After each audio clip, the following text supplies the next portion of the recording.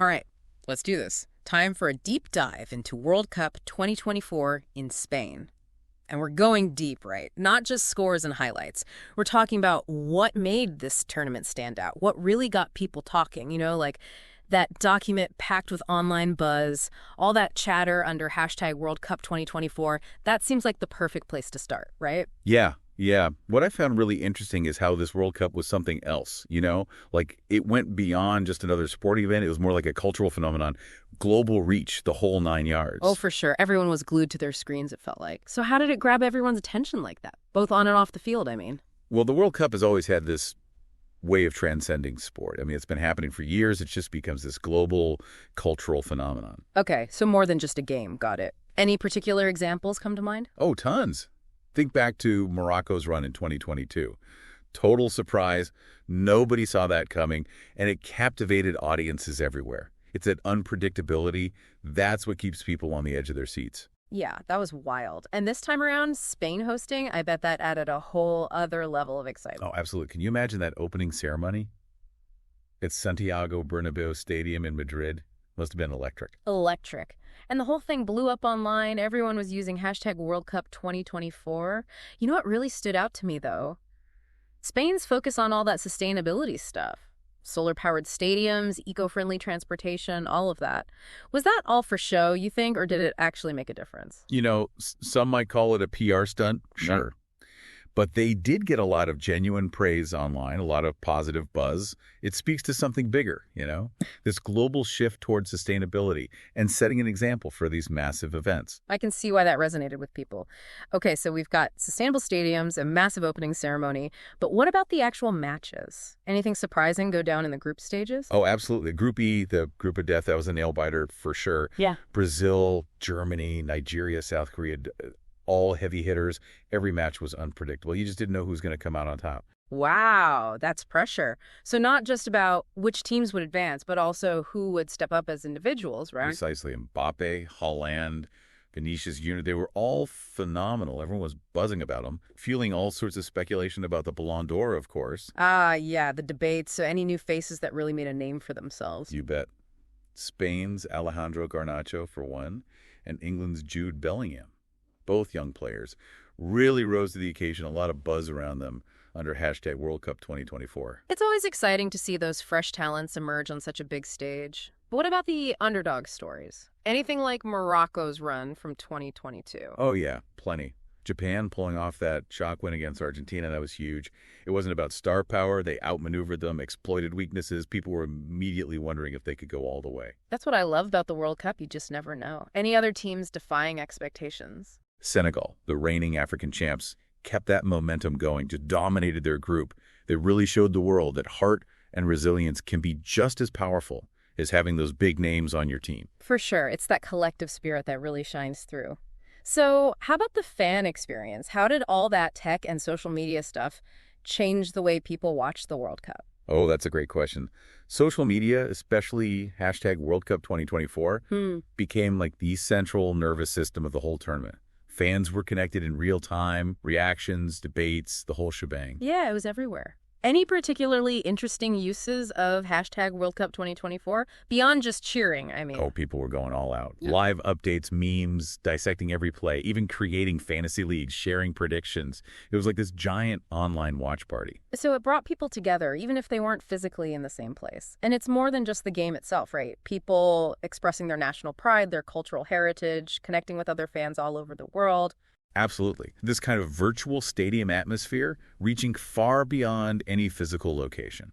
That's pretty amazing. It sounds like technology was playing a big role, not just for the fans, but even within the matches themselves. Oh, for sure. Remember VAR, the video assistant referee?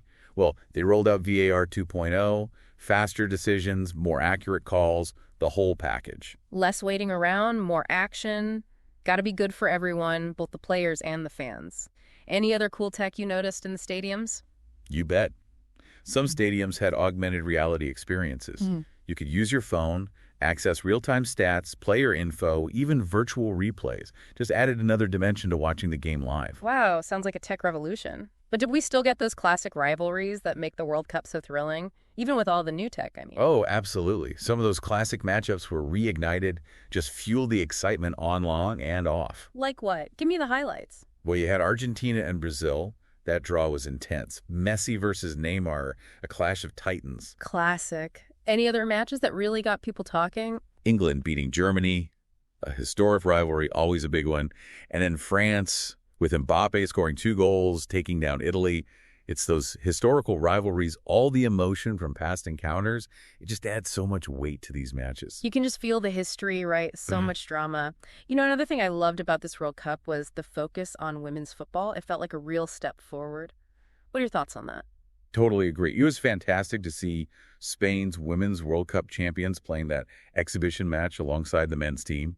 A lot of discussion online about that. Hashtag World Cup 2024 was buzzing. I think it really shows the growing global support for women's football and how much more prominent it's becoming. Yeah, it's great to see. And what kind of reactions were you seeing from the players and fans?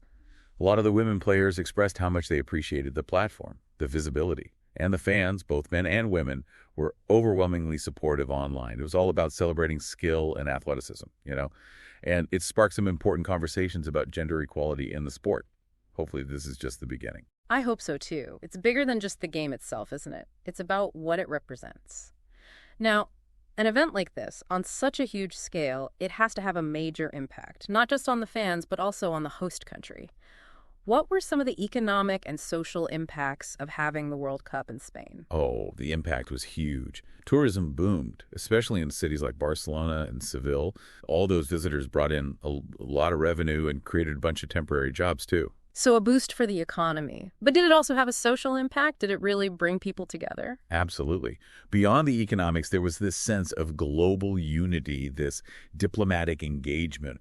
People from all over the world celebrating their love for football, overlooking cultural differences. There was this feeling of shared humanity, That's the beautiful thing about sports, isn't it? That power to unite us. But even with all the good stuff, I'm sure there were some challenges, some controversies along the way.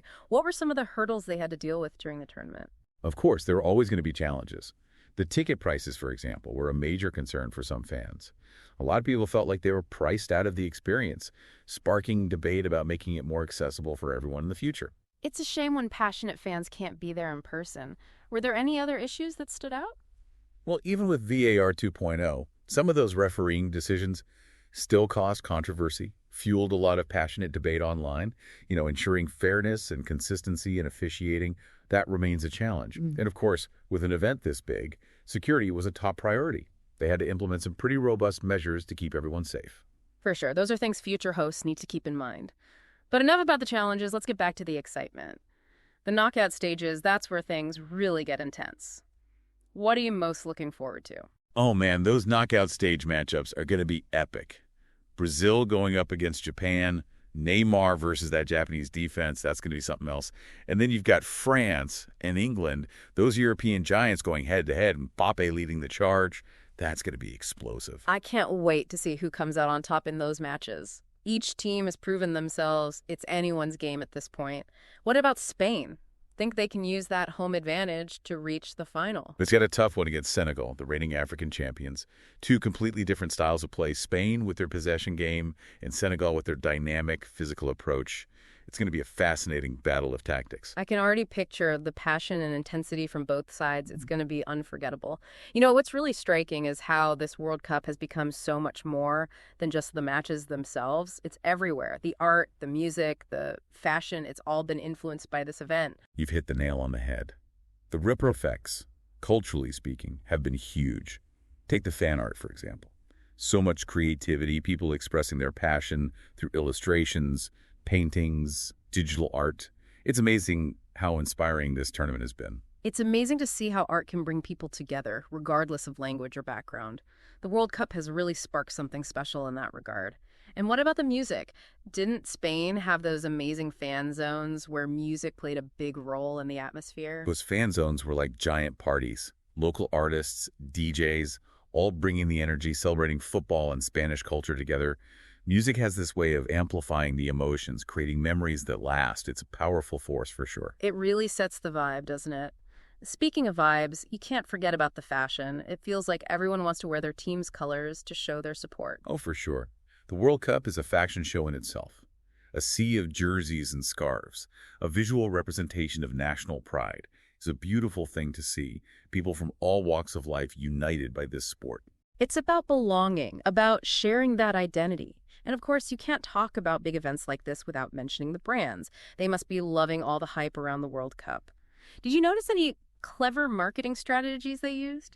The brands were all over hashtag World Cup 2024, using it as a platform to connect with fans in new and creative ways. Adidas and Nike, as always, they launched those exclusive kits and fan gear, sparking conversations and driving those sales. Their marketing is always on point, playing on the emotions of the tournament, the narratives. Were there any other brands that really stood out to you? Coca-Cola, they always go big for the World Cup, and this year was no different. They had some great social media challenges and campaigns, all about that global unity and celebration vibe. Smart marketing, associating themselves with the positive energy of the World Cup. It's not just about pushing products, it's about becoming part of the conversation, right? What about the brands that aren't directly tied to sports? Did you see any unexpected players making a splash? I was impressed by Visa's campaign. They were promoting their cashless payment options inside the stadiums, highlighting how they make the fan experience smoother. Nothing flashy, but it addresses a real need. It's those little things that resonate with people. So the impact of the World Cup really goes far beyond the football pitch. It's influencing fashion, inspiring art, and giving brands a platform to connect with people in new ways. It's truly a global phenomenon. It's so much more than just those 90 minutes on the field, right? Yeah. It's the cultural impact, the economic boost, the legacy it leaves behind. Speaking of legacy, maybe it's time we dive into that aspect and explore how this 2024 World Cup is shaping the future of this sport we love. Absolutely. Let's shift our focus to the lasting impact, the legacy of the 2024 World Cup. What will it mean for Spain, the teams, and the world at large? It's incredible, isn't it? This deep dive has really opened my eyes to the broader impact of the World Cup. I know, right? We've gone way beyond just the game itself, and it's fascinating to see how this tournament has become a global phenomenon, sparking conversations and inspiring people all over the world. It's definitely more than just goals and scores, that's for sure. And each World Cup adds its own unique chapter to the story. This 2024 tournament in Spain, with all the buzz we've seen online with hashtag World Cup 2024, it'll be remembered for those incredible moments, the players who made history, and how it reflects the way football is changing. You're right. Think about those intense group stage matches, the emergence of young talents like Garnacho and Bellingham, those underdog stories that nobody predicted. These are the stories that people will be talking about for years to come. Yeah, those were some special moments. And it wasn't just about what happened on the field either. We saw Spain's dedication to sustainability, the use of cutting-edge technology to make the fan experience even better, and the increased focus on women's football. It all points to the future of the sport. I agree. It's a really powerful reminder that the World Cup is so much more than just a competition. It's a reflection of our times, a platform for positive change, and a catalyst for change on a global scale. It's really remarkable. Absolutely. And as we wrap up this deep dive, I keep coming back to this question. How can events like the World Cup, with their incredible ability to bring people together from all over the world, help us create a more understanding and cooperative global community, especially in a world where we often feel so divided? Something to think about. That's a great point. It highlights the potential of sports to transcend borders and break down barriers. When you see fans from different countries, cultures, and backgrounds united by their passion for football, it gives you hope, It reminds us of our shared humanity, even amidst all our differences. Well said. And as this 2024 World Cup comes to a close, let's all try to carry that spirit with us. Let's use the passion and excitement of this beautiful game to connect with each other and inspire positive change in the world. Couldn't agree more. It's been an absolute pleasure exploring the depths of hashtag World Cup 2024 with you. Until next time, may the love for this beautiful game continue to unite us all. It's really amazing what we've uncovered, This deep dive has shown us just how many layers there are to the World Cup. I know, right? We've dug so much deeper than just the results, and it's clear to see why this event captures the world's attention. It sparks conversations, inspires creativity, and leaves a real lasting impact. It's been quite a journey. And every World Cup adds its own unique flavor to that story. This 2024 tournament in Spain, it'll be remembered for its big moments, its standout players, and how it reflects the changing face of football. Hashtag World Cup 2024 captured it all. It did. I mean, think about those nail-biting group stage matches, the rise of those young stars like Garnacho and Bellingham and all those underdog victories that nobody saw coming. Those are the stories that people will be talking about for years. They really embody the spirit of the tournament. They do. And beyond the excitement on the field, we saw Spain's dedication to sustainability, all that cutting-edge technology enhancing the fan experience, and of course the spotlight on women's football. It's all pointing towards the future of the sport. Exactly. It's a powerful reminder that the World Cup is more than just a competition. It reflects our times, it's a stage for progress, and it can even spark positive change on a global level. It really can. And, as we wrap up this deep dive, I can't help but wonder, how can events like the World Cup, with their power to unite people from all over the world, how can they help us build a more understanding and cooperative global community? Especially in a world that often feels so divided. It's something to think about for sure. It is. It really makes you appreciate the potential of sports to break down barriers and transcend borders. Seeing all those fans from different backgrounds, different cultures, all united by their love for football, it gives you hope. It's a reminder of our shared humanity despite all our differences. You said it. So as the final whistle blows on this 2024 World Cup, let's hold on to that spirit. Let's use the passion and energy of this beautiful game to connect with each other and make a positive impact on the world. I'm all for that. It's been a privilege exploring the depths of hashtag World Cup 2024 with you. Until next time, may the love for the beautiful game continue to bring us all together. Today is your lucky day. Today is the day that our $3 website works for you, paying you directly to your PayPal daily. Imagine $3 ongoing continuous payments to your PayPal account. Imagine falling asleep and waking up to $300 in your PayPal account. How would this make you feel? How could this help you? What bills could you pay? What kind of fun could you have? What does that retirement look like now? All for a one-time payment of $3. This website is DFY done for you, fully built and completely hosted, and never stops collecting payments for you. You have spent $3 on coffee on a regular, but that coffee won't help you create multiple streams of income. Click the link below.